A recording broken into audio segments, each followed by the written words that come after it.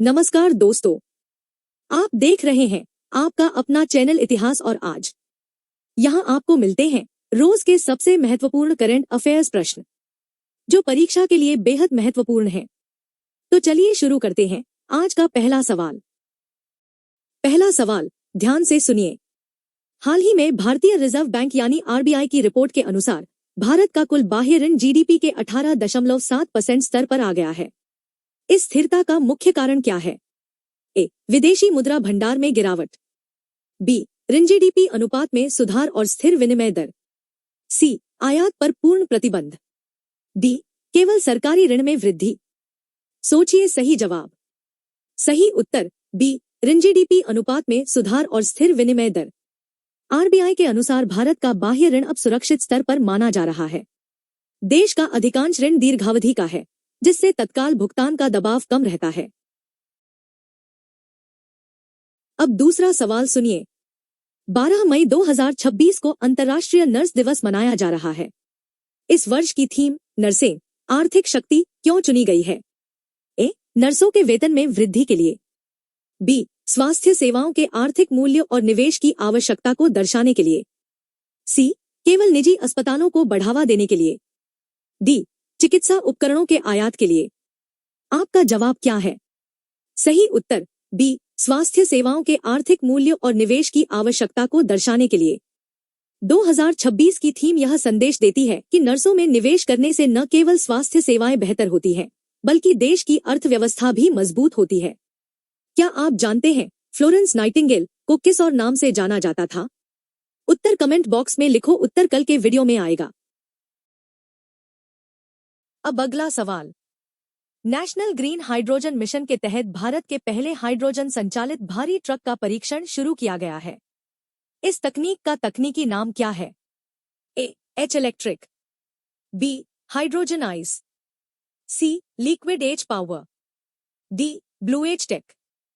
सोचिए सही जवाब। सही उत्तर बी. Hydrogen ice.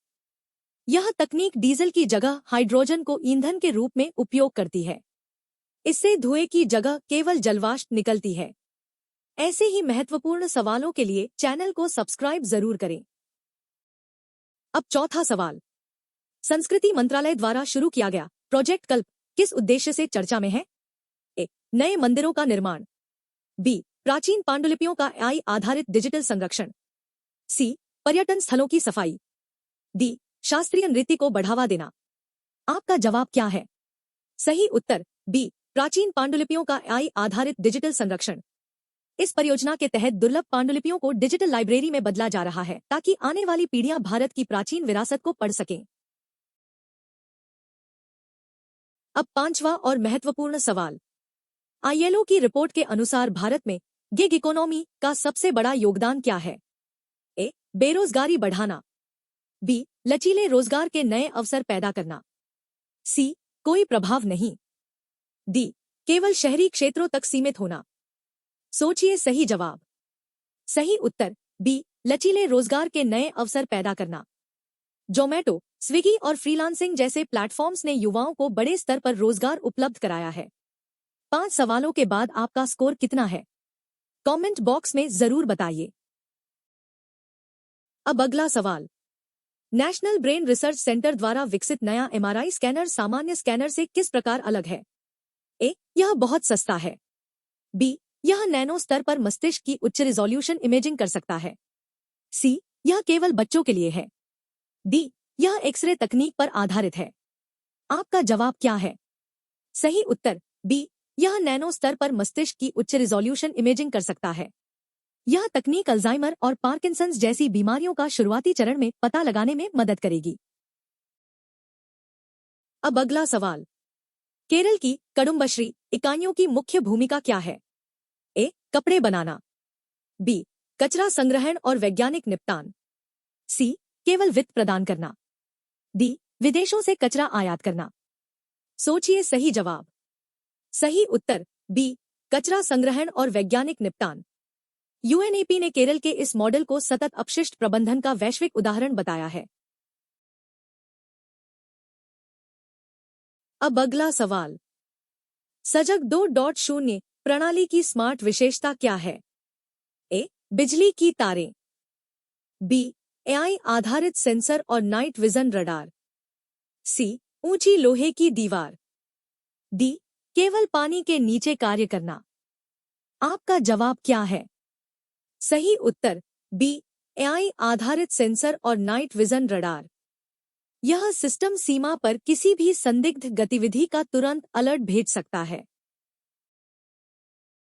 अब नवा सवाल। स्काईरूट एरोस्पेस का एल्केमिस्ट मिशन किस तकनीक का परीक्षण कर रहा है? ए. मंगल पर ऑक्सीजन बनाना। बी. अंतरिक्ष में हाइड्रोपोनिक्स तकनीक। सी. समुद्र का खारा पानी साफ करना। डी. नया रॉकेट ईंधन। सोचिए सही जवाब। सही उत्तर बी. अंतरिक्ष में हाइड्रोपोनिक्स तकनीक। इस तकनीक के जरिए भविष्य में चंद्रमा और मंगल पर बिना मिट्टी के खेती संभव हो सकेगी। अब अंतिम सवाल। योगेश कथुनिया का संबंध किस खेल से है? A. Javelin throw. B. Discus throw. C. लंबी कूद। डी. निशानेबाजी। आपका जवाब क्या है? सही उत्तर B. Discus throw. Yogesh Kathuniya ने एशियाई पैरा एथलेटिक्स चैंपियनशिप 2026 में स्वर्ण पदक जीतकर भारत का नाम रोशन किया है। अपना जवाब कमेंट में जरूर बताइए। आगे ऐसे ही एग्जाम ओरिएंटेड सवाल आते रहेंगे। Thank you. सड़क सुरक्षा, जीवन रक्षा। जय हिंद।